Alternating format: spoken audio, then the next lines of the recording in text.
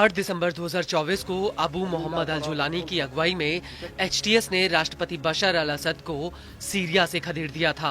Asad Syria छोड़कर Moscow भाग गए थे, लेकिन इधर मौका पाते ही इजराइल ने सीरिया पर जमीन और आसमान से हमले शुरू कर दिए थे। गोलन हाइट्स होते हुए इजरायली सेना सीरिया की जमीन पर घुस आई थी और अपनी सुरक्षा का हवाला देते हुए उसने यूएन के बफर जोन पर भी कब्जा कर लिया था।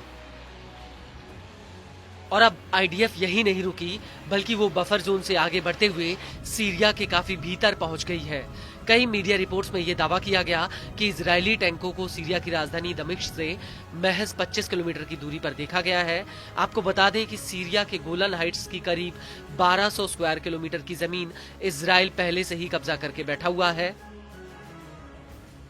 और अब आईडीएफ सीरिया के और भीतर घुस गई है। हालांकि इसको लेकर इजराइल का कहना है कि वो अस्थायी रूप से सीरिया में मौजूद है, सही समय आने पर वो सीरिया से बाहर निकल जाएगा। लेकिन अब ऐसा लग रहा है कि सीरिया गोलन हाइट्स पर इजराइल से आर पार की लड़ाई के मूड में है। वो इसलिए क्योंकि सीरिया की सरकार ने इजराइल से साफ कह दिया है कि वो गोलन हाइट्स से पूरी तरह से निकल जाए।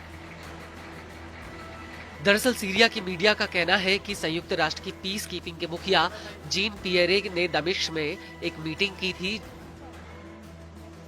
जिसमें सीरिया ने यूएन का हर तरह से सहयोग करने की बात कही है।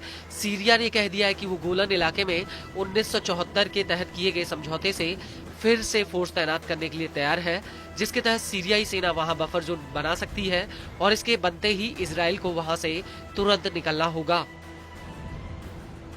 हालांकि इजराइल के रक्षा मंत्री इजराइल काट्स ने आईडीएफ को ऑर्डर दिया था कि वो सर्दियों तक बफर जोन में बने रहे। इसके अलावा काट्स ने कहा था कि इजरायली सेना माउंट हेरमोन के सबसे ऊपर और आसपास के इलाकों में बनी रहेगी।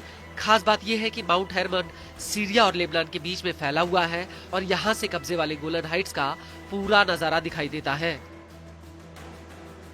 न्यूज एजेंसी प्रेस टीवी के मुताबिक 1967 की जंग के दौरान इजराइल ने सीरिया की अधिकतर पहाड़ी वाले इलाके पर कब्जा कर लिया था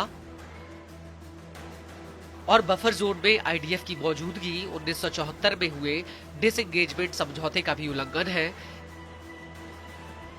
इस सब के बीच आपको ये भी बता दें कि इजराइल ने बड़ी ही प्लानिंग से सीरिया में अपने पैर मजबूत किए हैं, क्योंकि एक तरफ जहां आसमान से आईडीएफ के जेट्स आग बरसा रहे थे, वहीं दूसरी तरफ जमीन से आईडीएफ के टैंक सीरिया की जमीन पर कब्जा करते हुए जा रहे थे। आज के समय में आईडीएफ के टैंक्स गोलन हाइट से निकलते हुए सीरिया के काताना तक पहुंच चुके हैं, जो दमिश्क से बामुश्किल से 30 किलोमीटर की दूरी पर है। लेकिन हैरान करने वाली बात यह है कि आईडीएफ की इस कार्रवाई पर उस वक्त एचटीएस ने चुप्पी साध ली थी और एचटीएस के मुखिया जुलानी ने ये तक कह दिया था कि सीरिया एक और युद्ध नहीं चाहता।